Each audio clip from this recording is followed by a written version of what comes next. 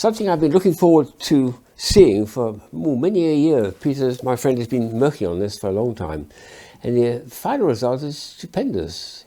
This is a friend of mine who's a professor of psychology, and one of his great hobbies is collecting puzzles, particularly mechanical puzzles, and particularly puzzle boxes too. He's now written a superb book on them, which I'm absolutely delighted to see for the first time. I've seen lots of little extracts from it over the years. The one I liked most of all is the very first one here, which is not a box, it's actually a great panel in a library. That whole thing, there's a secret way of opening it up. It allows you to get behind it into another room where there's more puzzles to be had. But that's almost like a puzzle box, but on a superb scale.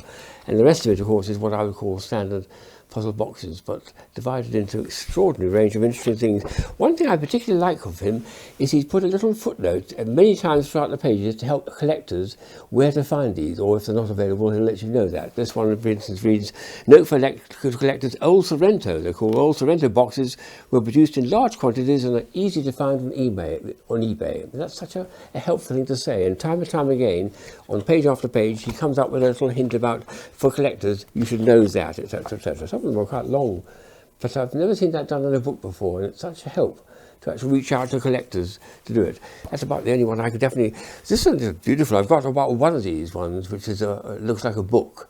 It's a charming idea. It looks like a book, and it's made of wood, but it's actually a puzzle to open it, and quite difficult. And he's got a whole range of them in his collection, or some of them are borrowed as well, which show different sizes of them. So what an array of marvellous boxes, and the text is very good too. He's very good at writing text and giving the locations of places. I think is a very nice.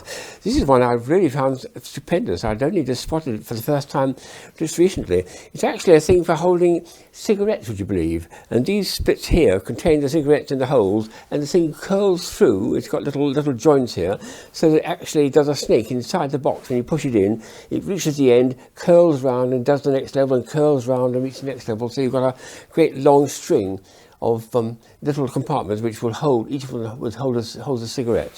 So that's I've never seen before, and I'm delighted to have a chance to see it. He shows lots of, this is a friend I know, Trevor Wood, he shows lots of people whose work I know very well indeed, and some of them are just amazing.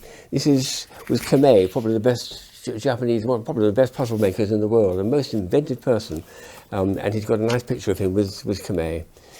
So the stuff here is going to be such a treat to read, and then there's lots and lots of useful background notes to it as well. And then he comes on to the trick locks, which is not quite it's not boxes, but they're things you've got to learn to open. But it's clever ways of doing it. Of course, some of these are very heavy, and some of them are absolutely ingenious. The Jang lock's my favourite, and then distribution around the world. So this is going to be such a marvellous thing to read and to recognise so many friends and faces too. And I'm going to have a whale of a time just pouring through this book, and as a reference book it's going to be, well, almost without parallel. There's a picture of Peter himself, who I've known for about 20 or 30 years, I think, and I often go to visit him. He loves some of the silly toys I show, and sometimes, very often, I give them to him, and we exchange things, but his main heart is with puzzles, and particularly puzzle boxes, and he invents ones as well. He's a very good inventor.